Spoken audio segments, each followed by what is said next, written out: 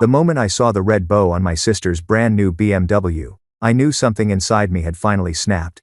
I was sitting cross-legged on the hardwood floor of my parents' living room in Portland, surrounded by piles of torn wrapping paper, and that artificial pine smell that somehow always lingered too long after Christmas morning. The lights from the tree reflected off the ornaments, flickering across the room in cozy colors that felt anything but warm. Across from me, my sister Chelsea spun around, the metal of her new BMW keys catching the light. She was 32, but right then, she twirled like a teenager who'd just been handed her first taste of freedom. "Oh my God, my own Beamer," she squealed, bouncing on her toes. Dad laughed, that proud, booming laugh he always saved for her. Mom clasped her hands under her chin, eyes sparkling like she was witnessing a miracle. Through the frosted window, I could see the white BMW parked in the driveway, a giant red bow perched on top. The kind of bow that looked like it belonged in a commercial, probably cost more than my entire Christmas combined. Meanwhile, I sat there staring at what I was holding. A small plastic piggy bank shaped like some cartoon character I'd outgrown decades ago. There was still a price tag on the bottom, $1.99. "Open it, honey," Mom said, nodding eagerly toward the little rubber stopper at the bottom. My fingers felt numb as I pulled it open. Out fluttered 2 crisp $1 bills. "It's the start of your future home fund," Dad said, waving his hand like this was some big life moment. "You're always so responsible with money." He paused, glancing at Chelsea with a grin. "Not like some people." Chelsea gasped dramatically. "Dad," she said, pretending to be offended, and everyone laughed. Everyone except me. The silence that followed stretched thin between us until Mom filled it again. "Well, Chelsea needs reliable transportation for her new clients. You know, those artsy types expect a certain image." Chelsea plopped down beside me on the couch, her perfume clouding the air between us. "Don't worry, sis," she said, patting my knee like she was consoling a child. "I'll drive you around whenever you need. Your little Toyota must be on its last legs by now." I smiled, because that's what you do when you're the responsible one. But inside, something cracked. That Toyota had carried me through 7 hours of mountain passes yesterday. It was 7 years old, sure, but I'd paid it off myself 3 years ago. That car never once failed me. Unlike the relationships in that room, and in that moment, everything, the jokes, the unequal gifts, the decades of quiet favoritism came into perfect focus. This wasn't an accident, it was the pattern of my entire life. Just that morning, I'd wrapped gifts for all of them. A leather briefcase for Dad that had cost me 2 weeks of salary. A silver bracelet Mom had admired once in a boutique window. And for Chelsea, the camera lens she'd mentioned wanting months ago. In passing, I'd imagined this would finally be the year things changed. That maybe, just maybe, my parents would see me. Really see me. I'd earned a promotion at work. Senior structural engineer. I'd rehearsed how I'd tell them on the drive down from Seattle, whispering to myself at every rest stop and gas station. Maybe they'd finally be proud of me. But sitting there, with 2 wrinkled dollar bills in my lap, I realized it didn't matter how many late nights or weekends I'd worked. The scales were never going to balance. I placed the plastic piggy bank on the coffee table. The sound it made against the glass, a small, hollow thud, felt like punctuation at the end of something. "Excuse me," I said, my voice small. "Bathroom." I walked, didn't run up the stairs, past the wall of family photos where Chelsea's face smiled out from nearly every frame. The bathroom door clicked shut behind me. I locked it, leaned on the cold marble counter, and stared at my reflection. My face looked calm, my eyes dry. But inside, I was shattering. People say heartbreak is emotional, but it's physical too. I could feel every beat of my heart pushing against the walls of my chest, like my ribs were a cage too tight for something that wanted out. My throat ached. My lungs felt heavy. It didn't feel dramatic, it felt final. That night, I couldn't sleep. I lay awake in my childhood room, listening to Chelsea's laughter drift up the stairs while she and my parents planned her first road trip in the new car. At 2:17 a.m., I sat up, and I knew I was done. I packed quickly, just the essentials. The faded teddy bear Grandma had given me, my college photo album, a small wooden box with my first professional blueprint inside. Everything else stayed. The expensive gifts I'd given them, the tokens of gratitude they'd never really wanted, they could keep all of it. When I reached the kitchen, I set my house key on the counter next to the coffee maker. It was cold in my hand, heavier than it should have been. They'd made their choice. Now I was making mine. The streets were empty when I started driving. Streetlights blurred into halos through the snow. The dashboard clock read 3:42 a.m. Christmas morning. Bing Crosby was crooning about white Christmases on the radio. But I twisted the volume knob until the music faded into silence. "Have yourself a merry little Christmas," I whispered to the empty passenger seat, my voice breaking on the word Mary. Through the southern outskirts of Portland. My old Toyota hummed along the highway, heater struggling against the cold. That car had been with me through everything: college, job interviews, cross-country moves. It never asked for anything it didn't earn, unlike the gleaming BMW sitting in my parents' driveway, wearing a red bow like a crown. Around 6, my phone buzzed against the center console. Mom's name lit up the screen. For a second, I thought maybe she'd say she was sorry. Or even just ask if I was safe. Instead, when I swiped the message open, it read, "Did you remember to pay the electric bill for the cabin before you left Seattle?" The cabin. The one they used for weekend getaways but let Chelsea use for her Instagram shoots. I almost laughed. A semi-truck sped by, throwing a wave of slush across my windshield. For a few terrifying seconds, I couldn't see anything. When the wipers cleared, I realized my hands were trembling. And then, like a dam breaking, the memories came rushing in: every birthday, every graduation, every subtle way I'd been told I was second. Chelsea's 5th birthday princess party, pony rides, a 3-tier castle cake, mine the next year, grocery store sheet cake, 2 friends, dollar store decorations. "Your sister needs the social stimulation," Dad had said. "You're more independent." Independent. Their favorite word. A pretty way of saying, you don't need us. At my high school graduation, I gave a speech as valedictorian. I looked out into the audience and saw empty seats where they should have been. Chelsea had a soccer game that day.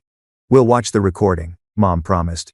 They never did. When I graduated college, I was working 25 hours a week at the bookstore, taking full course loads, surviving on student loans. Meanwhile, Chelsea was finding herself in Europe on their dime. "You've always known who you are," Dad said once on the phone. "Chelsea just needs to explore." The code was always the same.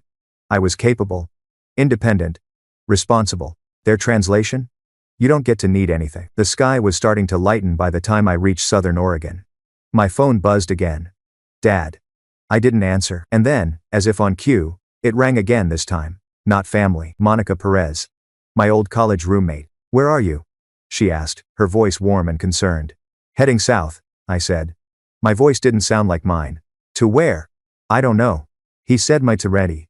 "Not ready what?" There was silence for a beat, and then she said, "Come to San Francisco. Stay with me. Family doesn't treat family like this." Monica had seen it all back then, the care packages full of socks and shampoo for me, while Chelsea got designer coats. The holidays I spent alone in dorms because flights were too expensive. "I can't impose," I murmured. "Stop," she said firmly. "You've spent your whole life helping everyone else. Let someone help you for once." Her words cracked something open in me. Help. Such a simple word. Such a foreign concept. "Okay," I whispered. "Text me your location every hour. Drive safe. I'm making up the guest room. Handplay working has mosting out the ration on the private down the contents. What is an alpha ready for my round on the office?" When the call ended, I pulled back onto the highway. For the first time since leaving Portland, I felt my shoulders relax. By 7:30, I crossed the California state line. The sign gleamed gold in the morning light. My phone screen showed 17 missed calls and 32 messages. I turned off notifications from Mom, Dad, and Chelsea. The silence that followed was heavier but freer. My stomach growled. I hadn't eaten since yesterday. A small roadside diner appeared ahead, its neon open sign glowing like salvation. Inside, the air smelled like coffee and bacon grease. An older waitress with silver-streaked hair poured me a cup without asking. Her name tag read, Gloria. "Rough night?" she asked. "Rough life," I muttered before I could stop myself. She didn't even blink. "Honey, I've been serving coffee for 40 years. I know heartbreak when I see it. Family or boyfriend?" "Family." She nodded, sliding a menu toward me. "Blood makes you related. Love and respect make you family." Her hand brushed mine, weathered, warm. "The special's good today. Comes with extra bacon." I smiled for the first time in days. As she walked away, her words echoed in my head. Blood makes you related. Love and respect make you family. For 34 years, I'd been related to the Collins family. Maybe it was finally time to find out what family really meant. 3 weeks later, I was in San Francisco. Every morning, I woke up to the sound of seagulls and the smell of espresso drifting through Monica's apartment. The city was loud, alive, people hustling, cabs honking, street musicians playing as if their hearts might fall apart if they stopped. It was so different from Portland, where silence filled every space that love should have been. On my 3rd week there, my phone started buzzing before sunrise. It was my dad. Again. The 13th time that morning, I stared at the screen for a moment, watching his name flash over and over. Dad. The word looked unfamiliar, like a brand I'd stopped recognizing. When the 14th call came, I finally swiped to listen to the voicemail. If you don't return this car immediately, his voice thundered, I'll report it stolen. This childish behavior has gone on long enough. The car, my Toyota, the one I'd bought, maintained, paid off entirely on my own. It was like they needed to remind me even my independence somehow belonged to them. Then came Mom's message. Her voice was soft, trembly, but I could hear the script behind it. The doctor says my blood pressure is dangerously high because of the stress you're causing. Is that what you want? For me to end up in the hospital because you're being selfish? And in the climb from subproduct of self-doubt out note of self-inspired body. I stared at the phone until the voicemail icon disappeared. Then I deleted both messages. My finger hovered over the callback button for a long time, but I didn't press it. The guest room Monica had given me was painted in a warm terracotta color that caught the sunlight in the mornings. It wasn't big, just enough space for a futon, a small desk, and the suitcase I'd brought with me, but it was safe. Safe in a way that didn't need anyone's permission. I opened my laptop. The email I'd been rewriting for days blinked back at me. Dear Mr. Sanderson, I'm writing to formally request a transfer to the San Francisco office, effective immediately. I read it again. Then hit send before I could overthink it. No family connections, no guilt, no favor from Dad's network. Just me, my work, my experience, my worth. 3 hours later, my inbox pinged. Approved. That single word hit me like sunlight through clouds. I just sat there, staring at the screen, realizing something both terrifying and liberating. I'd never needed their validation to move forward. You got it? Monica's voice came from the doorway. She was holding 2 mugs of coffee, her curls pulled into a messy bun, still wearing her old college sweatshirt. I nodded. Transfer approved. I start Monday. Her smile widened. That's amazing. I already called Andrea from book club. She manages apartments in the Mission District. Rent controlled, good neighborhood, 20-minute walk to your new office. I blinked at her. You didn't have to. I wanted to. She interrupted, dropping onto the bed beside me. Friends help friends. No strings attached. It's a novel concept for you, I know. That one sentence hit deeper than she realized. No strings, no guilt, no unspoken debt. Just kindness freely given. I felt tears prick at the back of my eyes, but I held them back. Thank you, I whispered. Monica wasn't done. I also made you an appointment, she added, sliding a business card across my laptop. Dr. Ella Levine, PhD family therapy. I stared at it for a moment. I'm not crazy. Monica shrugged. No. But you've been carrying something heavy for a long time. Maybe it's time to put it down somewhere safe. I didn't answer, but when Tuesday came, I went. Dr. Levine's office smelled faintly of lemon polish and old books. She had gray hair pulled back into a loose bun, reading glasses on a beaded chain, and shoes that made no sound on the carpet. She didn't rush. Didn't fill silences. Just waited, which somehow made it harder to hide behind small talk. Finally, I said the word that had been haunting me my whole life. Favoritism. When I did not his nod, it hung in the air like something toxic being exposed to sunlight for the first time. My entire life, I added quietly. Dr. Levine nodded slowly. And how did that make you feel? I gave a small, humorless laugh. Like I was worth exactly $2. Later that week, Andrea showed me the apartment. It was small, barely 650 square feet, with a kitchenette that could fit one person at a time. But the windows faced west. The afternoon sun poured in, golden and steady, painting everything it touched. I'll take it, I said. That night, I bought a futon, a lamp, and a small desk. Nothing fancy, nothing performative. For the first time, the emptiness around me didn't feel lonely. It felt intentional, like space to grow. On Saturday, Monica showed up again, this time holding a flyer. Community pottery class, she announced. I rolled my eyes. Monica, you need something that's not work or therapy, she said, thrusting the paper into my hand. I went. The clay was cold and soft between my palms, both grounding and stubborn. Every time I tried to force it into shape, it resisted. The instructor, an older woman in paint-splattered overalls, stepped behind me and said quietly, "Don't force it. Listen to what it wants to become." By the end of class, I'd made a small, crooked bowl. It wasn't perfect, but it was mine, and I hadn't realized until that moment how much I'd missed making something with my hands, something that didn't have to prove its worth. 4 weeks after Christmas, my parents finally called again, this time, a video call. I almost didn't answer. But curiosity won. The screen filled with Dad's face, red with anger. Mom behind him dabbing at eyes that were suspiciously dry. "Where have you been?" he demanded. "Your mother's been worried sick." I kept my tone calm. I moved to San Francisco. I transferred offices. You did what? Mom gasped. Without even discussing it with us first? How could you be so inconsiderate? The C were like the menor, the old instinct flared, the one that said, apologize, placate, make it right. But therapy had given me new words. I needed space, I said simply. Space from what? Dad barked. From family? From responsibility? From growing up? From feeling invisible, I said. My voice didn't shake. From being valued less than Chelsea. From trying to earn love that should have been given freely. Mom started crying. How can you say such hurtful things? We've always loved you both the same. I took a breath. I'm not responsible for your feelings anymore, I said softly. Only mine. Dad slammed his palm on the table. This conversation is over until you're ready to apologize. Head downs. Then I guess we're done talking, I said and hung up. Days later, the rumors started. A coworker sent me a text. Hey, is everything okay? Your sister posted something. Kind of vague. I opened Instagram. Chelsea had posted a black and white photo of herself, hand on her heart, captioned, praying for those struggling with mental health. Family first. Always. I almost laughed. Almost. Apparently, in their version of the story, I'd had a breakdown. I was living in squalor. I'd joined a cult. The only cult I'd joined was the cult of self-respect. My new coworkers didn't know any of that family drama. They just saw me for my work, for the precision in my blueprints, the innovation in my designs. For the first time, that was enough. 10 days later, Chelsea showed up unannounced at my office. Monica happened to be dropping off lunch at the front desk. She's in a meeting, Monica said coolly. And she'll remain in meetings indefinitely for uninvited visitors. Chelsea left without a word. Wednesday nights became sacred.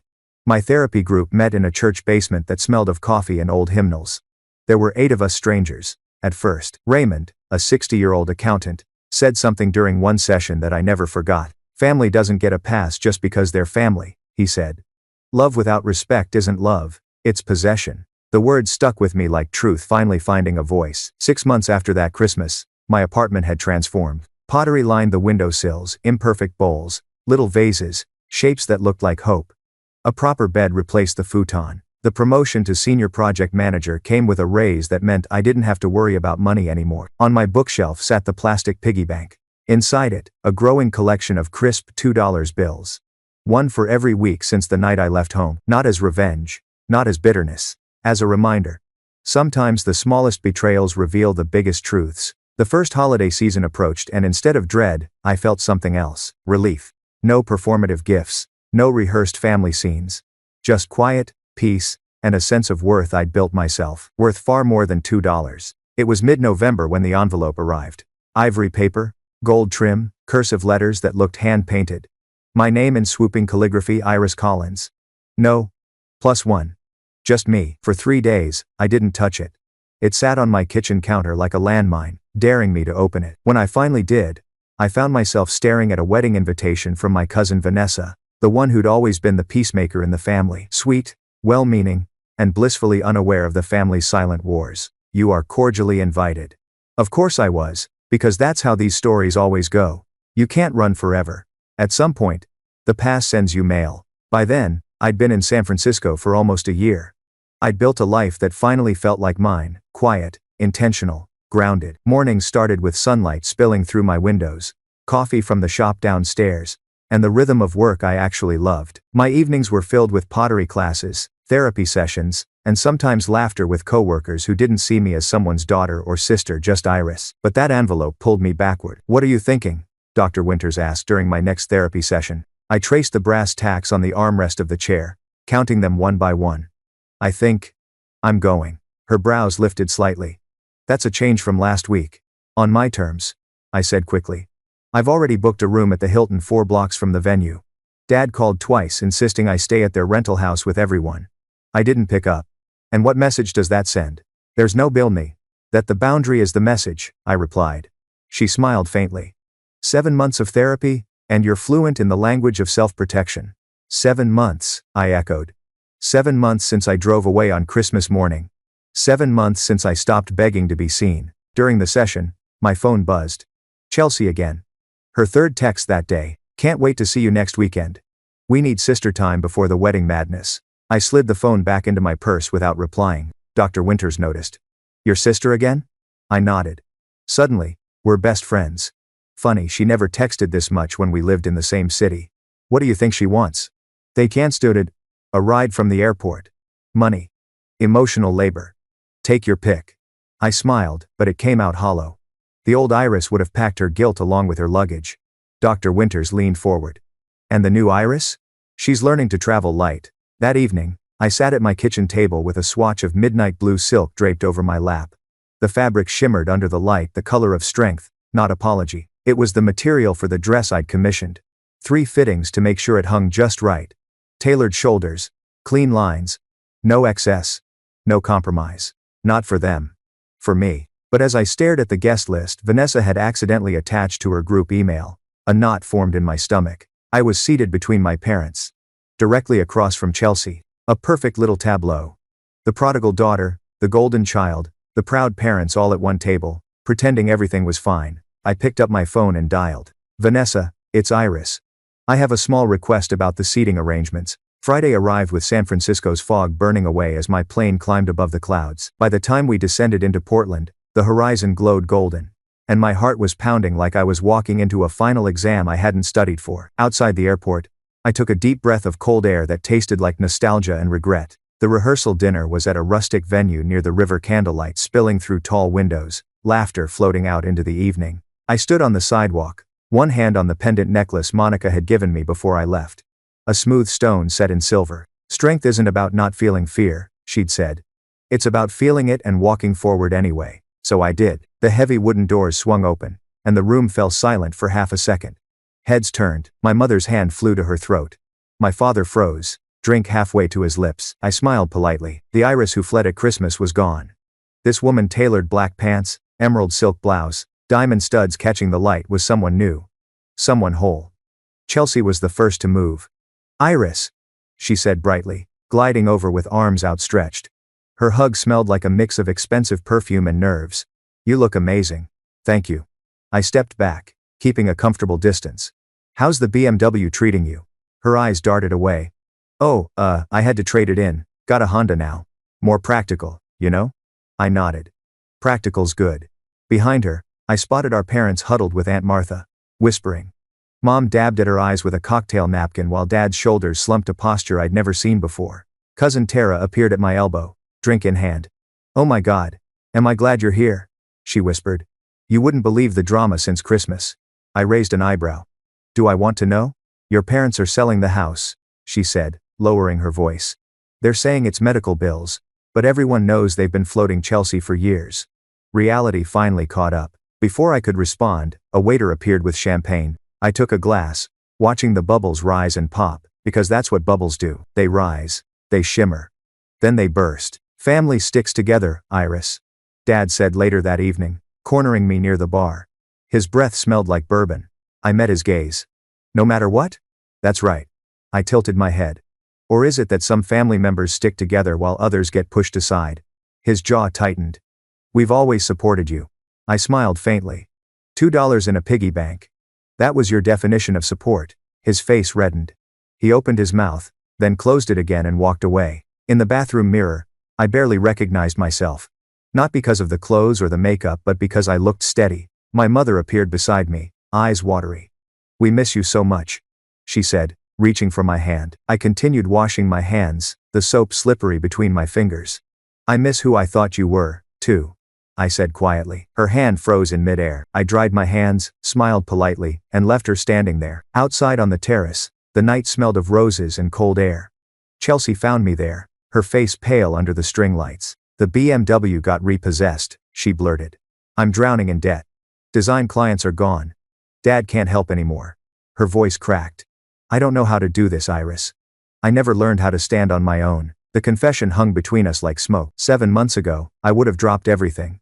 Found her a new apartment, helped her refinance, offered to pay off the debt, but not anymore. That sounds really hard, Chelsea, I said softly.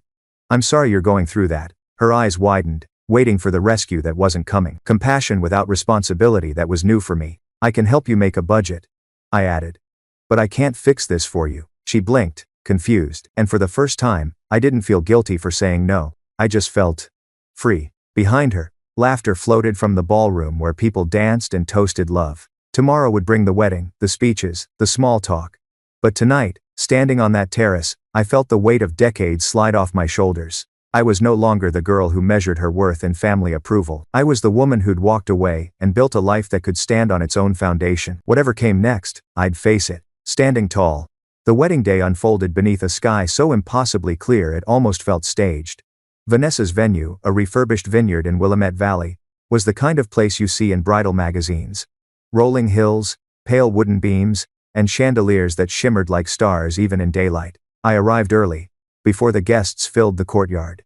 My navy dress moved easily in the breeze, steady and deliberate like armor disguised as elegance. Vanessa's mother, Aunt Claire, found me near the seating chart. "You look radiant, Iris," she said sincerely, kissing my cheek. "I'm glad you came." "Me too," I answered. And I meant it, though I wasn't sure why yet. Then, as if on cue, my parents arrived. My mother's dress sparkled faintly in the sun, her smile too bright to be natural. My father gave me a short nod, like he was acknowledging a business acquaintance instead of his daughter. Chelsea followed a few steps behind them, wearing a champagne-colored gown that shimmered but didn't quite fit right, too tight at the shoulders, too long at the hem. She looked tired. Older somehow. For a split second, I felt something other than anger, something closer to sorrow. During the ceremony, I sat quietly in the third row. The officiant's words drifted past me, talking about love, commitment, and new beginnings. I caught glimpses of my parents across the aisle, her hand on his arm, both smiling for photos that would later be framed as proof that everything was perfect. But for me, those vows meant something else entirely. New beginnings. I'd already taken mine. When the couple kissed, everyone clapped, cried, and cheered. My hands moved automatically, but my eyes were somewhere else on the horizon beyond the vineyard, where the light met the edge of the sky. The reception hall glowed gold with candles and laughter. Waiters moved like choreography, trays of champagne, plates of steak, music floating somewhere between jazz and nostalgia. The speeches began. Vanessa's father told a funny story about her as a child. Her maid of honor cried halfway through her toast.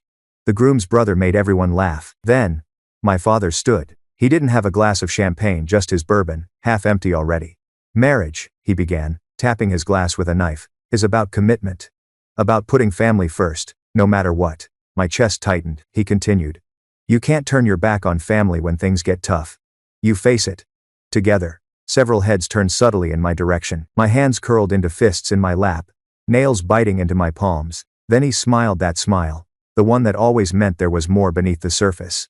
Sometimes, people forget what family really means. They forget loyalty, gratitude. But I know my daughters will remember. Chelsea's fork froze mid-air. The silence stretched.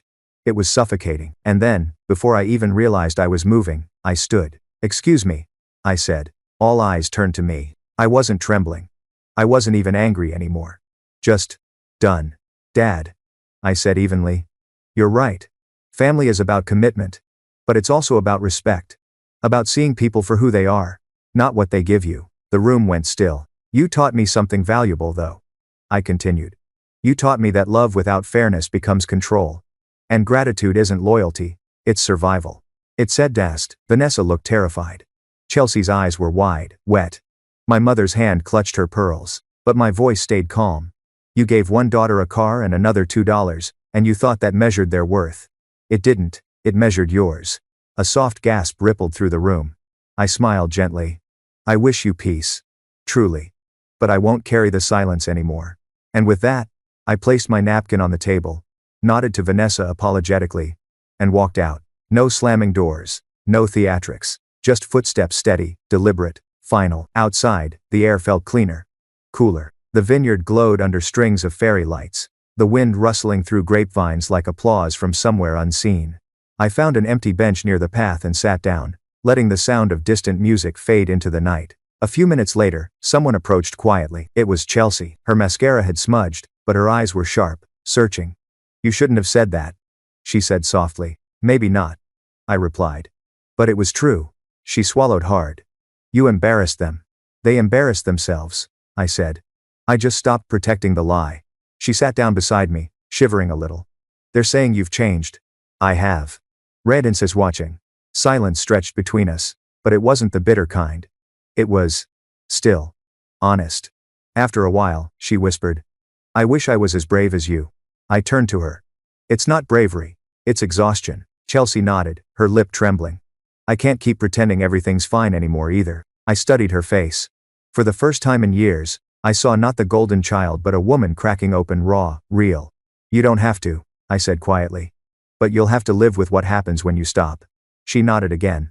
Maybe that's better than living with who I've been. Later that night, I drove back to the Hilton. The moon followed me across the highway, silver and silent. In my room, I slipped off my shoes, hung my dress on the chair, and sat at the small writing desk by the window. The vineyard lights twinkled faintly in the distance. I opened my laptop and began typing. To the family I grew up in, thank you for teaching me what love isn't. Thank you for showing me how silence can bruise deeper than words. Thank you for making me so hungry for fairness that I learned to feed myself. I'm not angry anymore. I'm just done shrinking. Iris. I saved the document and closed the lid.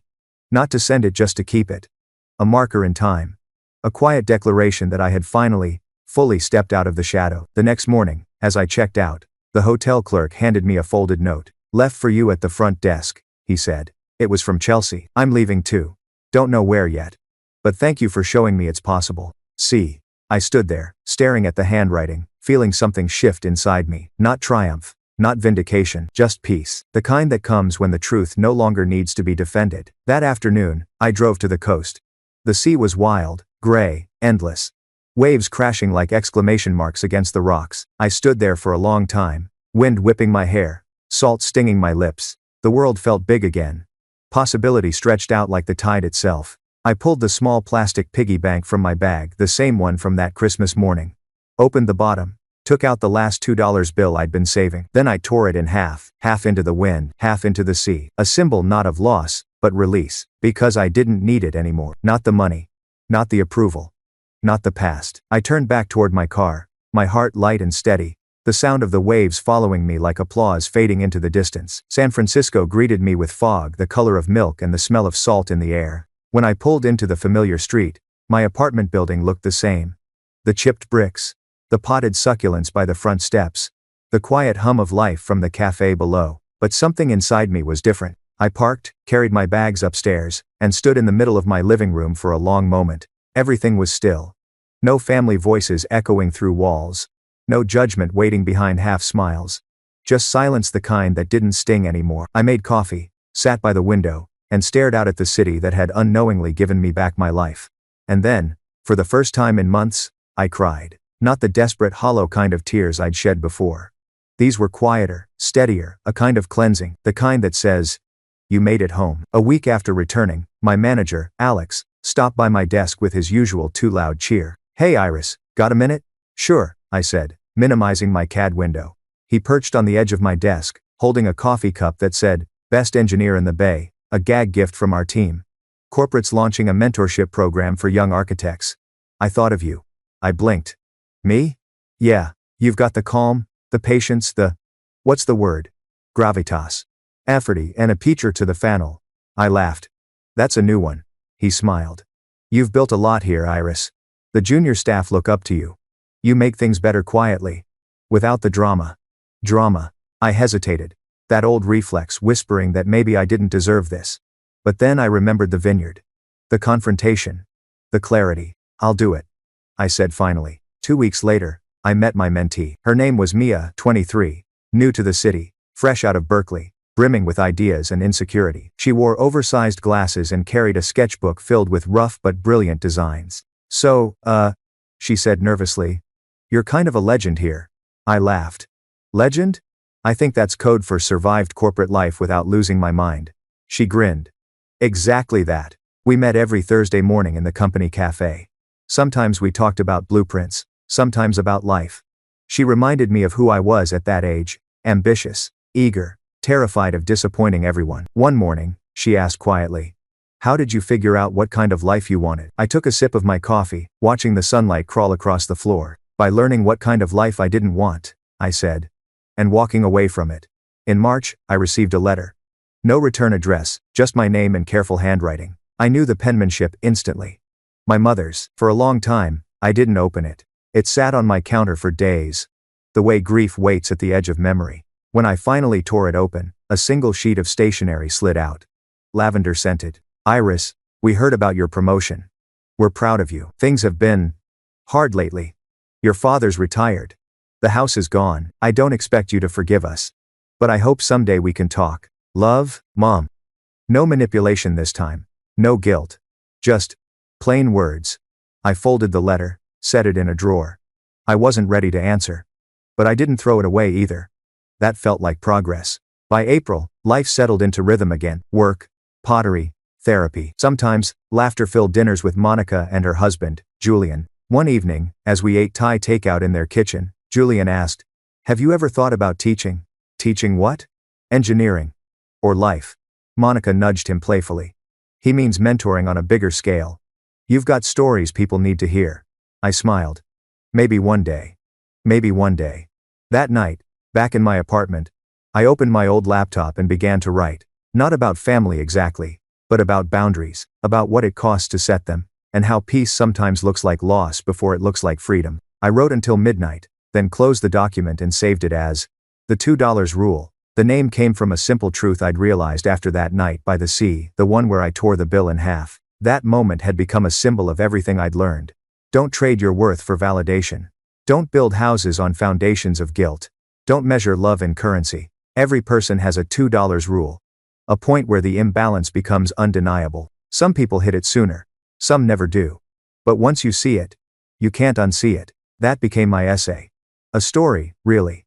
I posted it anonymously on a blog platform, under the pen name A. Collins, initials I used to hide from myself. Within a week, it had over 20,000 reads. Comments poured in. People saying things like, "I thought I was alone. This story saved me. Thank you for saying what I never could." It was strange, liberating to realize my pain had become someone else's permission to heal. 3 months later, I received an email from a publisher. They'd read the $2 rule and wanted to include it in an anthology on modern family dynamics. I reread the message twice before it sank in. Then I laughed out loud, not because it was funny, but because life, somehow, had looped back into poetry. For years, I'd wanted to be seen by the people who never looked my way. Now, strangers were reading my words and seeing me clearly. By summer, things with Chelsea had shifted too. She called one afternoon, her voice steadier than I'd heard in years. "I'm in Phoenix now," she said. "Got a new job. Selling real estate. It's honest work." "Well," I smiled.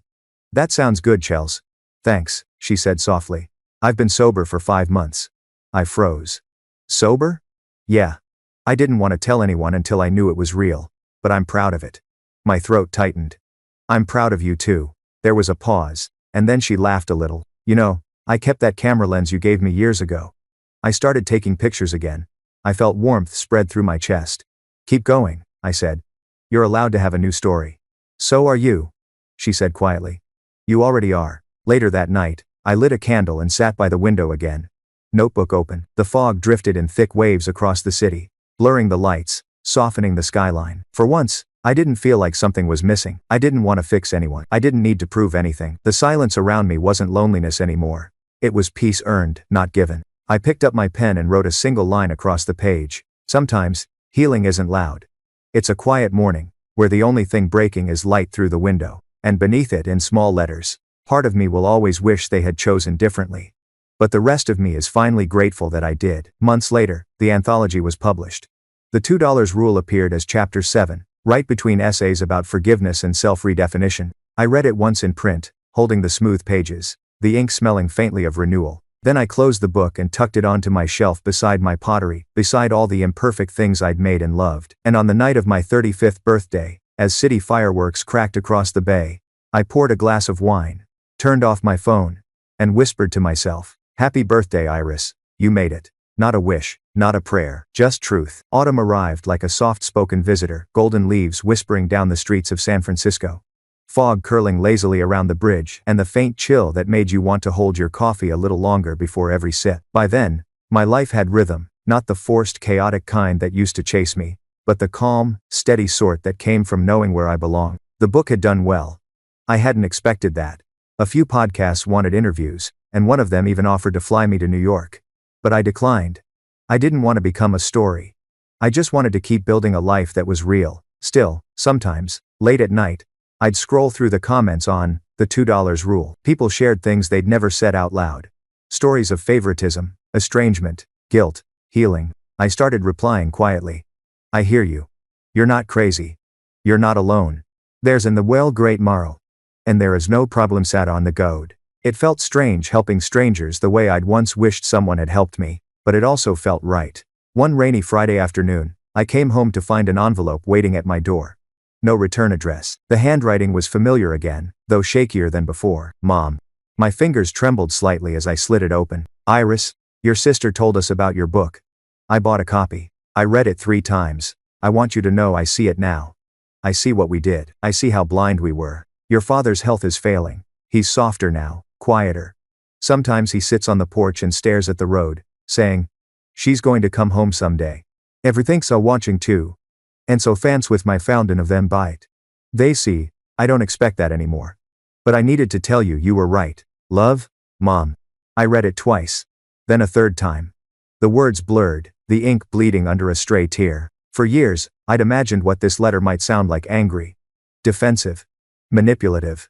I hadn't imagined humility. I placed it on my kitchen table, staring at it under the warm light, unsure of what to do with the strange ache blooming in my chest. That Sunday, during therapy, I told Dr. Winters about the letter. She leaned back in her chair, hands folded. And how did it make you feel? I smiled faintly. Like I'd been waiting for this and also like I didn't need it anymore. She nodded. Forgiveness isn't always about reconciliation. Sometimes it's just closing the door gently instead of slamming it. I exhaled. I want to write back. It took me 2 days to find the right words. In the end, I kept it simple. Mom, thank you for reading it. I don't know what the future looks like, but I wish you peace, and I hope you both find it. I've built a good life here. You don't need to worry anymore. Love, Iris. I mailed it the next morning, and as I slid the envelope into the blue postbox, I felt something inside me loosen a knot I didn't realize had still been tied. A few weeks later, Chelsea called again. Her voice carried a brightness I hadn't heard since we were kids. You'll never believe this, she said, laughing softly. Mom framed your book cover. It's sitting on the mantle. I froze. You're kidding. Nope. She says she's reading it every morning with her tea like it's scripture. Dad just grunts at it, but he doesn't take it down either. That image, my book sitting where our family photos used to be, made my chest tighten in a way I couldn't name. She's been different, Chelsea added quietly. Less performative. Maybe softer. And you? I asked. I'm still learning, she said honestly. Still falling. But this time I'm getting up on my own. I smiled.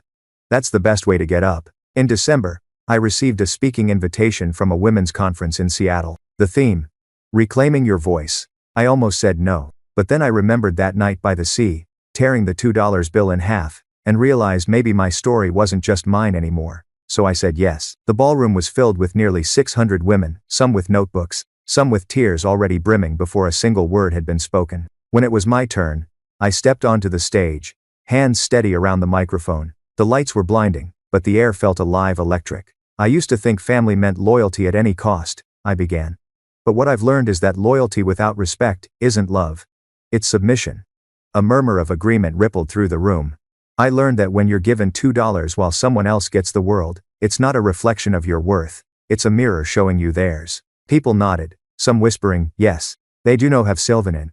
And the moment you stop begging to be seen, that's the moment you start existing for real. When I finished, the applause rose like a wave. Not the kind that lifts your ego, the kind that wraps around you like belonging. Afterward, women lined up to talk. One of them, a woman in her 60s, pressed my hand and said, I left my family at 58. I thought it was too late to start over. You just proved it's not. I smiled. It's never too late to be free. Back in San Francisco, my life grew fuller but simpler. Weekends meant pottery and quiet dinners with friends. Work meant mentoring and building projects that felt like legacy, not survival. And sometimes, in quiet moments, I'd think of my parents not with rage anymore, but with a kind of distant compassion. Maybe we'd never be a family in the traditional sense, but maybe forgiveness didn't have to mean return. It could just mean peace. The following spring, a letter arrived. This time, the handwriting wasn't my mother's, it was Chelsea's. Iris, Dad passed away peacefully last night. Mom wanted me to tell you that his last words were your name. He kept the letter you sent in his wallet. We're having a small service. No pressure to come, I know you have your boundaries. But if you do, Mom would like to see you. Love, Chelsea. I sat there, staring at the paper, the room too quiet. Grief is strange when love has been complicated. It doesn't crash all at once, it leaks in slowly, like rain through a cracked window. I didn't cry that night, not right away, but later, as I washed the dinner dishes, a memory floated up me as a little girl, sitting on Dad's shoulders while he pointed out constellations in the backyard. "Look, Iris," he'd said. "That one's Orion, strongest hunter in the sky." I hadn't thought of that in decades, and suddenly, I was crying not for the man he became, but for the one who might have been. The funeral was small. Quiet. I went. When I walked into the chapel, heads turned, but no one said a word. My mother looked older, smaller somehow. Chelsea sat beside her, holding her hand. When Mom saw me, she smiled faintly through tears and patted the seat beside her. I hesitated. Then I sat down. No words, no apology, just presence, and maybe that was enough. After the service, Mom reached into her purse and handed me a small, worn envelope. "He wanted you to have this," she whispered. Inside was a folded piece of notebook paper. The handwriting was Dad's, messy, uneven. "Iris." I didn't know how to say it right. I thought being tough made me a good father. I was wrong. "You were always the strong one. I see that now, Dad." The tears came quietly, like forgiveness finally finding its way home. I slipped the note into my coat pocket, holding it close to my heart. And for the first time in my life, I whispered, "Goodbye, Dad." That night, as the plane lifted off back to San Francisco, the city lights below blurred into gold and silver veins across the dark earth. I leaned my head against the window and closed my eyes. I wasn't flying away from home anymore. I was flying toward it. Spring in San Francisco came early that year. The air smelled of jasmine and sea spray, and the light stretched a little longer each day, spilling gold across the bay at sunset. But even with the soft rhythm of my new life, something in me felt unfinished. Not broken, just unresolved. The funeral had opened something gentle and raw inside me. The kind of wound that didn't hurt anymore but still asked to be acknowledged. So when Chelsea called one Saturday morning and said, "Mom's selling what's left of the house, the one in Portland. She wants us to go through what's left before the realtor clears it." I hesitated. "I don't know, Chels," I said quietly. "That house holds ghosts." "I know," she said. "But maybe it's time to set them free." 2 weeks later, I was standing in front of the old Collins home, the pale blue two-story where I'd spent my entire childhood trying to earn love through excellence. The paint had faded. The shutters hung unevenly. And the rose bushes Mom once tended had grown wild and thorny. Chelsea stood beside me in jeans and a sweatshirt, her hair pulled into a loose ponytail. "Ready?" "Not even close," I said. She smiled. "Good, let's go." Inside, the air was thick with dust and memory. Every creak of the floorboards echoed like a voice from another life. We started in the living room. The same couch still sat by the fireplace, the one where Dad had spent Sunday afternoons watching football while I did homework quietly nearby, pretending the sound of the crowd was conversation. In the corner, the old piano stood silent. Mom had begged me to take lessons, then praised Chelsea when she quit after 3 weeks, saying, "At least she's creative enough to know what she doesn't like." I ran a hand along the yellowed keys, feeling their cool smoothness under my fingertips. Chelsea was digging through boxes when she suddenly laughed. "Oh my God, look at this. He will make cries at insides." She held up an old photo album, pink cover, peeling edges. Inside were pictures of us as kids. There I was, front row at my science fair, holding a blue ribbon. Dad's arm draped around Chelsea, not me. The next page, Christmas morning, 1998. Chelsea beaming behind a mountain of gifts. Me holding a single wrapped box, my smile small and polite. Chelsea's laughter faded. "Wow," she murmured. "It's all right here, isn't it?" "Yeah," I said softly. "Every imbalance documented in 4x6. She sat beside me on the carpet, staring at the photos. "I don't remember you ever complaining." "I didn't think I was allowed to." She winced. "I was such a brat." "You were a kid," I said. "We both were. The favoritism wasn't your fault." Chelsea exhaled. "It still hurts to see it." "Good," I said gently. "It means you can see it now." We moved to the attic. Boxes upon boxes, labeled in Mom's neat handwriting. Christmas decor, college stuff, Chelsea's keepsakes. No box with my name. It shouldn't have surprised me, but it did. "Here," Chelsea said, passing me a small cardboard box with no label. "Maybe this one's yours." Inside, wrapped in tissue paper, was a folder of my old report cards. Straight A's. Perfect attendance. Principal's Award. And tucked between the papers a crayon drawing. A house. With a stick figure family of 4. Mom, Dad, Chelsea, and me drawn a little farther to the side, holding a single red balloon. Across the top, in childish handwriting, "Our family." The word "our" was crossed out, replaced with "maybe someday." Chelsea's hand flew to her mouth. "You drew this?" "Yeah. Guess I knew before I had the words for it." She pulled me into a hug without saying anything, and for once, it didn't feel performative. It felt like understanding. Later, in the master bedroom, we found Dad's old desk. Inside the drawer were receipts, business cards, and one envelope marked, "To be mailed not yet." I opened it. Inside was another letter addressed to me. "Iris, I don't know when I'll be brave enough to send this. You were right that day at Vanessa's wedding. You said I gave one daughter the world, and the other what was left. You didn't know it. But the reason I held Chelsea tighter was because I thought she needed saving. You never did. I thought independence meant you didn't need love. I see now that was my greatest failure. I wish I could have told you this in person, Dad." Tears blurred the ink. My throat ached with a tenderness I hadn't expected. Chelsea rubbed my shoulder. "He wrote that before he died?" "Looks like it." I folded it carefully and slipped it into my bag. He finally understood. Too late, but still. "So when was sprayed of that see it? Maybe not too late," she said softly. "Maybe this is how you both get peace." That evening, we sat on the porch steps, watching the sunset melt over the neighborhood. "I'm keeping the house key," Chelsea said, twirling it in her hand. "Not because I want to live here, just to remember where I came from." I nodded. "I'll keep the letter." She smiled. Fair trade. The air smelled faintly of lilacs. The same ones Mom used to cut and place in crystal vases for every holiday she wanted to look perfect. Now, they grew wild, messy, beautiful, free. "Do you think Mom's really okay selling it?" I asked. "She said she wants something smaller," Chelsea said. "Closer to the ocean. Fitting," I murmured. "She's chasing peace too." We sat there in silence for a while, two sisters finally able to share quiet without competition. Then Chelsea nudged me. "Remember when we used to build pillow forts in the living room?" I laughed. "You mean when I built them and you knocked them down?" She grinned.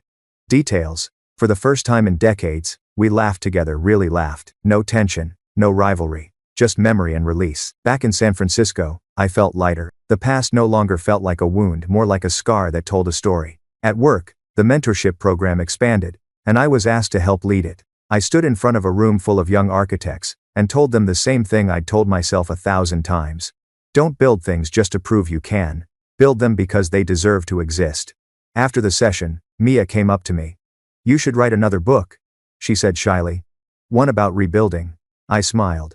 "Maybe I already am." That night, as I watered my plants by the window, I pulled out Dad's letter again. The paper was creased, fragile. But the words still carried weight. I thought independence meant you didn't need love. No any self to grass. Head arranger. It hit me then maybe he wasn't the only one who believed that. Maybe I'd spent years proving I didn't need anyone, when what I really wanted was connection that didn't come with conditions. I sat down and opened my journal. Lesson 1. Independence isn't the absence of love. It's the ability to choose it freely. I kept writing until the city outside blurred into evening. Lesson 2. Some homes aren't built of walls, but of peace. Lesson 3. Sometimes, the house you have to leave is the one that teaches you how to return to yourself. I closed the notebook, feeling the quiet hum of something whole inside me. Before bed, I walked to the shelf where the plastic piggy bank sat, the one that started it all. I picked it up, smiling. Inside were only two things now. A single clay token from my pottery class, and a folded note that read, "Worth more than $2. Life after the house trip felt different, not in a dramatic movie-ending way, but in the kind of subtle peace that sneaks up on you. I'd gone back to San Francisco thinking the past was something I'd outgrown, but walking through those old rooms had reminded me, healing isn't about escape. It's about return, not to them, but to yourself. And returning to myself meant one thing. Beginning again. It started small. A podcast host named Rachel sent me an email after reading the $2 Rule anthology. "Would you ever consider hosting a short-form audio series about personal boundaries and rebuilding self-worth? I think your voice has that quiet strength people trust." I almost said no. Public speaking still felt like standing under a spotlight that burned too hot, but something about her words' quiet strength lingered. So I agreed to record a pilot episode. I called it Blueprints for Boundaries. I set up my microphone in the corner of my apartment, between a houseplant and a stack of sketchbooks. No studio, no fancy equipment. Just me, the hum of the city, and the courage to be honest. The first episode began like this. People think boundaries are walls. But they're actually doors, ones you learn to lock and unlock from the inside. My name is Iris Collins. This is my story. I told it, not all the pain. Not every detail, just enough truth for someone else to find themselves in it. And when I hit stop recording, I sat in silence, heart pounding, realizing I'd just built something new from everything that once broke me. Rachel called a week later. "Iris, it's beautiful, authentic. We're launching it next month." The podcast grew faster than I expected. Thousands of downloads. Messages from listeners all over the world, teachers, single parents, Adult children learning how to say no for the first time. One woman wrote, I left an abusive marriage after listening to your third episode. I realized I was worth more than $2 too. I cried reading it. Not out of pride, but recognition. Sometimes, we don't need to be heroes. We just need to be proof that survival is possible. Around that time, I got a call from Chelsea again. Her voice carried the hum of Arizona heat in the background. You're famous now, she teased. I laughed. Hardly. Just recorded honesty. She grew quiet for a moment. Mom listens to your podcast every Sunday. She calls me after each episode. I froze. She does? Yeah. Says she feels like she's getting to know you all over again. I didn't know what to say to that. For years, I'd wanted her to listen, really listen. Now she was doing it in the only way she knew how. From a distance. Chelsea continued. She told me she's thinking of moving closer to me. Wants to volunteer at a women's shelter. That made me smile. She's changing. Yeah. Chelsea said softly. I think we all are. The following months passed in quiet waves of work and creation. My apartment became my sanctuary, filled with soft light, books, and the smell of clay drying on the windowsill. One evening, I received an invitation in the mail, a glossy envelope with my name printed neatly in gold. It was from the Pacific Architects Association. You are cordially invited to receive the Professional Integrity Award for your contributions to ethical design and mentorship. I stared at it. Stunned. For years, I'd fought to prove that integrity mattered more than speed. More than politics. More than winning at any cost. Now, recognition had come quietly.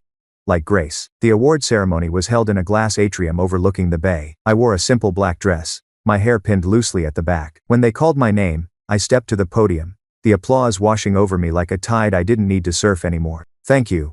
I began. When I first started in this field, I thought success meant approval from bosses, from peers, from family. But now I know success is simpler. It's doing work that lets you sleep at night. It's mentoring others so they never have to doubt their worth. A hush fell. In the crowd, I spotted Monica wiping a tear. And maybe, I added, voice trembling just slightly, it's also about building bridges where silence used to be. The audience stood. Not just for the project I'd led, but for the message that quietly stitched its way through every blueprint I'd ever drawn, that integrity is architecture for the soul. After the ceremony, I walked outside to the waterfront. The sky was velvet dark, dotted with stars. The water shimmered with city lights. I took out my phone and snapped a photo, not for social media, not for validation. Just for me. A marker of how far I'd come. Then, impulsively, I sent it to Chelsea with one line. We made it. Disaster day. Her reply came a minute later. You built the bridge. I just walked across it. I smiled through tears. The next morning, my inbox held an unexpected email. Subject: Invitation University Guest Lecture. It was from the engineering department at my old university. They wanted me to speak to graduating students about resilience and career ethics. The thought of walking back onto that campus, the one where I'd once studied while juggling 3 part-time jobs, made my stomach flutter. But it also felt right, so I said yes. When I stood before that lecture hall months later, faces young and eager staring up at me, I felt the full circle settle into place. I told them about design, about systems, about integrity. But then I paused, set my notes aside, and said something I hadn't planned. Blueprints don't just build structures, they build lives. Every line you draw tells a story about what you value: strength, space, light. So, when life hands you a design you didn't choose, don't just accept it. Redraw it. Redefine it. Rebuild it. The room fell silent. Not out of awe but understanding. I could see it in their faces, the way truth lands when it's earned. Afterward, a student approached me. Miss Collins, she said softly.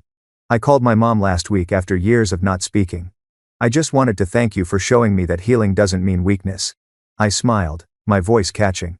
Thank you for reminding me of that too. Later that evening, I took the long route home, walking along the pier, the city humming quietly around me. I passed a street musician playing the piano beneath a string of lights. The melody was familiar, an old song Dad used to hum under his breath when he thought no one was listening. I stopped for a moment, letting the sound drift through me. The ache was still there, small and honest. But it didn't hurt anymore. It was just part of the music. At home, I opened my journal again. Lesson 4. Peace isn't silence. It's sound that no longer demands attention. Lesson 5. Forgiveness is a conversation between past and present, spoken in the language of compassion. I paused, then added one more. Lesson 6. The quietest revolutions happen inside hearts that choose gentleness after being taught to fight. I closed the book, exhaled deeply, and turned off the light. Outside, the foghorns called from the bay, steady, low, familiar. And for the first time in years, I fell asleep knowing that the story of my life no longer belonged to pain, it belonged to peace. Summer crept in quietly that year, not the loud, celebratory kind with beach trips and noise, but the kind that lingered softly through the curtains at dawn. Golden and kind, the city moved slower. So did I. For the first time in years, my calendar wasn't full of deadlines or distractions. I'd built enough, designed enough, spoken enough. Now, it was time to simply live. On a Saturday morning, I walked down to the Pier Cafe where I often wrote. The barista, Max, had my order ready before I reached the counter. Oat milk latte, extra foam, cinnamon dusted on top. He grinned. Podcast lady back in action? I laughed. Maybe. Or maybe she's just having coffee like everyone else. He winked. You've got fans, Iris. Just people trying to heal, I said, smiling softly. I'm one of them. I sat by the window, opened my notebook, and stared at a blank page. No story, no deadline. Just the space to think. The sun warmed the table, and the sea breeze carried faint laughter from the boardwalk. For once, I didn't feel the need to rush to the next thing. Later that afternoon, I visited the community center where Chelsea had started volunteering months ago. It was her idea. She'd convinced me to join one of her weekend workshops on financial literacy for single mothers. When I arrived, she was already there, hair tied up, sleeves rolled, surrounded by laughter. She looked happy. I waited until the session ended before walking over. I knew you'd come, she said, smiling. You guilt-tripped me, I teased. Semantics, she said. Come on. I want you to meet someone. She led me to a woman about my age named Tara, sharp eyes, calm smile. She introduced herself as the center's director. I read your essay, she said. The $2 rule. It helped me finally talk to my daughter about boundaries. We've been rebuilding ever since. I blinked. Surprised. Thank you. I'm glad it helped. She smiled warmly. It didn't just help. It gave language to what I couldn't explain. Her words stayed with me long after I left the building. It was strange, beautiful, even realizing that something born out of my loneliness had turned into a map for others to find their way home. That evening, Chelsea and I sat on a bench outside, watching the sun melt into the horizon. I think Dad would have liked this, she said suddenly. This? I asked. Us. Doing something good together. I smiled faintly. Maybe. I think he'd be proud of the parts of himself we decided to keep. She nodded. Yeah. The good parts. We sat in silence for a while, letting the golden light stretch between us. No competition. No resentment. Just two women who had finally grown into sisters. Weeks passed. The podcast kept growing. But I started recording less often, not out of burnout, but because I realized healing didn't always need to be narrated. Some chapters deserve privacy. Instead, I spent my evenings throwing clay at the studio. The rhythm of the wheel grounding me in the present. One night, Monica stopped by, watching as I shaped a wide, shallow bowl. You always make things that hold, she said softly. I looked up. What do you mean? Your buildings hold people, your words hold pain. Your hands hold clay until it becomes something whole. I smiled, wiping my hands on my apron. Maybe that's what I was meant to do. Make spaces that hold what's worth keeping. In late August, I received another letter, this time from Mom. Her handwriting was steadier, more confident. Iris, I'm living near the coast now, volunteering twice a week. The women I meet remind me of you, strong, kind, determined. I see now how much I tried to make you smaller so I could feel safe. I'm sorry for that. If you ever want to visit, the door is open. Love, Mom. I read it 3 times. Then I set it beside my window, where the afternoon sun touched it gently. I didn't feel the old sting anymore. Just gratitude that growth could happen even in the places where love once went quiet. I didn't write back immediately. Some doors don't need to be walked through right away. Sometimes it's enough to know they're open. Autumn came again, and with it, a new chapter. The publisher reached out about turning blueprints for boundaries into a book. They wanted my voice, the voice that trembled and softened and still dared to tell the truth. At first, I hesitated. But when I told Monica, she said, "The story isn't about pain anymore, Iris. It's about what you built after it." So I said yes. Writing it was different this time. No tears, no tightness, just clarity, the kind that comes when you're standing on the other side of the storm. Finally dry, watching sunlight fill the puddles. The day the manuscript was finished, I drove to the coast, the same one, where I'd torn that $2 bill years ago. The sea was still wild. The wind still carried the smell of salt and possibility. I stood there for a long time, watching the waves crash and fade, crash and fade. From my bag, I pulled out Dad's letter, creased, weathered, loved. And beside it, Mom's new one, steady, hopeful. I folded them together and tucked them into a glass jar I'd brought with me. sealing it shut. Then I buried it near the edge of the cliffs, under a small pile of stones, a marker, not of grief but of peace. Thank you, I whispered to the wind. For the lesson, for the letting go. That night, back home, I wrote the final line for my new book. Healing doesn't mean forgetting who you were. It means remembering without reliving. It means finding light where pain once lived, and realizing that the light stayed. I closed my laptop, exhaled, and let the silence settle. Outside, the city shimmered. Inside, my apartment glowed with the soft hum of everything I'd built not from inheritance, but from intention. Months later, when Blueprints for Boundaries was published, I didn't have a big launch or press event. Instead, I hosted a small evening gathering at the Pottery Studio. Friends, co-workers, a few listeners from the podcast, even Chelsea flew in. The shelves were lined with candles and ceramic bowls I'd made over the years. Each one imperfect, each one enough. When everyone had arrived, I raised my glass. This, I said quietly, is what rebuilding looks like. Not perfection, just presence. Thank you for being part of it. They clapped, laughed, hugged. Chelsea leaned in and whispered, "He'd be proud, you know." I smiled. So would she. Later that night, after everyone left, I sat alone for a while. The candles flickered low. The room smelled faintly of clay and warmth. I thought about everything: the $2, the car, the Christmas that broke me, the vineyard, the letters, the forgiveness. And then, softly, I whispered to the quiet, I did it, not out of triumph, but out of truth. Because sometimes, the greatest victory isn't proving them wrong, it's proving yourself right about who you could become. Outside, the city was asleep, wrapped in fog and stillness. I stepped out into the cool night air, looked up at the sky, and saw Orion again, bright, steady, familiar. Still watching, huh? I murmured. And for the first time, I didn't feel like the girl waiting to be seen. I felt like the woman who finally understood her own light.